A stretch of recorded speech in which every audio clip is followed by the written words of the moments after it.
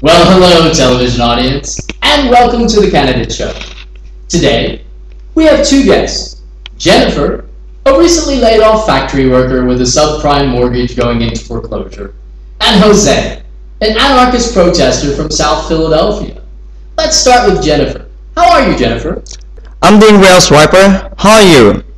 Oh, call me Swipe. Why don't you tell us your story? Well, Swipe, I was working at the shoe factory and they laid me off. One day I had a job and the next day nothing.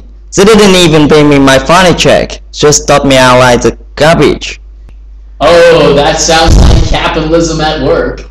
We love that creative destruction where companies open and close. Music to my soul. I bet your factory closed and went overseas. Not exactly. When they were bought by some Chinese company and they just closed the factory and filed bankruptcy. Now I can find a job and I'm going to lose my house. Oh, Jennifer, you need to look harder. I just read there are 3.6 million job advertisements. That means you have 3.6 million opportunities. If you can't find a job, well, you must be lazy or a bad worker. That's horrible. How can you say such rude thing? I'm not rude. I'm being honest. If you want someone to blame, blame the government. They have all those regulations that get in the way of hiring people. If the government would just cut all that red tape, the job creators would hire, and your problem would be solved.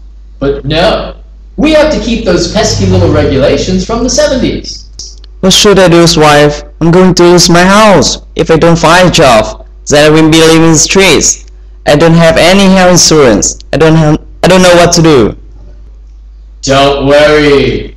When the Republicans win, they will get rid of all laws like minimum wage, worker safety, pollution regulations, and antitrust. Once they do that, companies will be free to hire you at a more reasonable salary. You'll have a job again, but your house, well, you'll have to give that back to the bank. I'm afraid you should find a tent and live in the forest. Think of it like a camping trip, just a really long one.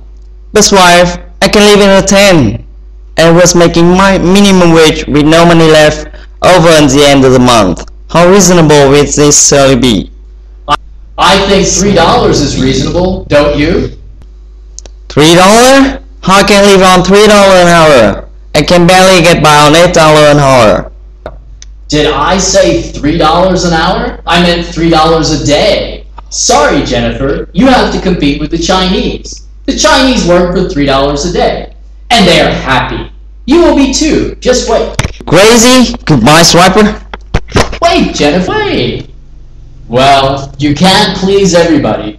Those pesky regulations that harm business are the reason all those companies left America. It had nothing to do with tax incentives or free trade agreements. It was the regulations that forced them out.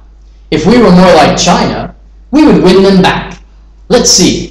No minimum wage, no worker safety, no workers' compensation, no health or pension benefits, work 60 hours per week, live in company dormitories. That sounds great. I can't wait for America to be more like China. Now let's speak to our next guest, Jose. How are you, Jose? I'm fine, Swipe. How are you? Great. Call me Swipe. Now let's talk about you, Jose. You recently graduated from college, is that right? That's right, Swipe. I just finished my bachelor's degree in production manufacturing, and I am looking for a job. However, I have $40,000 in student loans, and I don't know what to do with them. Why did you study something stupid like production manufacturing? We have a service economy now. Why not study something like massage or how to be a waiter? Massage? How to be a waiter? I want to work in a factory and make good money, but I can't find any jobs right now. What am I going to do about my loan? I don't do miracles, but if I were you, I'd start thinking about crime. You see, if you get arrested, you can get 3 meals a day, free rent, and you don't have to pay your student loan. When you get out of prison, you can look for a job based on your experience. That's crazy. What experience can I get in prison? Our prisons are modern, with factories that produce goods. You said you wanted a factory job. Well, that's where the jobs are. Best of all, you can earn 25 cents per hour. You can't beat that with a stick. Free room and board, 25 cents an hour, and experience you can use when you transition out. That's how you become successful in the new economy. Swipe, there is something seriously wrong with you. That doesn't make any sense. What? You think that because the government paid for your education and lent you a lot of money, that they should have a job waiting for you? This is the capitalist republic. We give you the opportunity. If you can't find a job, why is that the government's problem? People like you are always expecting handouts. You're just another freeloader like the rest of your kind. Nothing to say. Well, I thought not. Well, that's our show today. Next week we will talk about unemployment and how people need to adjust to permanent unemployment. Now that we are in a service economy, older workers are no longer necessary. They should really think about moving on and stop living on the hard-earned dollars of us working folk. And now to our sponsor. I'm Mike Ballantine and I'm running for president. Swiper Fox represents a caricature of the pundits on TV. Republicans and some Democrats would have you believe that our economic problems are caused by the poor, or teachers, or, well, anybody but those in power. When the financial system imploded, it took with it most of our construction industry, the normal engine that gets us going again.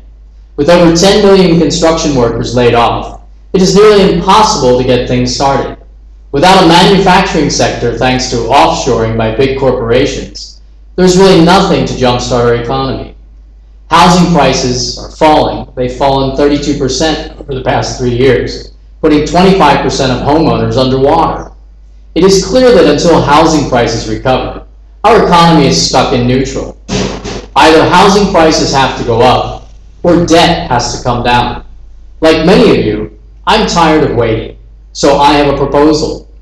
The Federal Reserve has assets that were acquired during the bailouts and quantitative easing programs. It's funny how the Fed was willing to bail out banks, and foreign banks, but not the American consumer. I thought the government worked for the people, not the other way around. I guess I was wrong. Since the Fed did a bailout for the banks, I think turnabout is fair play. I want to do a bailout for the consumer. Here's what I propose. We take $5 trillion from the Fed and use $3 trillion to pay down mortgages on homes that are underwater. This will get people back in a comfortable point where they feel confident and are willing to spend again. Then we take another $500 billion and pay off 50% of the subprime mortgages and put people back in their homes. We need to end all these illegal mortgage fraud cases that are clogging our court system and preventing our economy from starting up. Most importantly, I want to pay off the first $10,000 that every student owes, and then 50% of the remaining balance, and refinance these debts to be affordable. As long as we have this huge Damocles sword of debt hanging over our heads, we are not going to see this economic depression end. It's time for the government to offer a bailout for the consumer, and students who actually vote and support their country with taxes.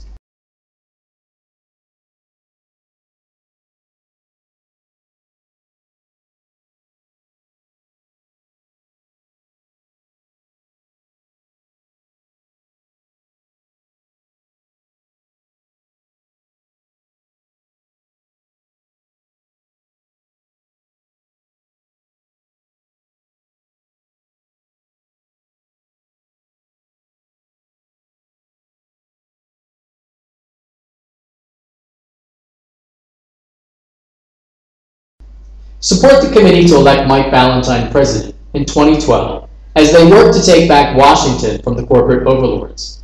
Thank you, and may God bless America.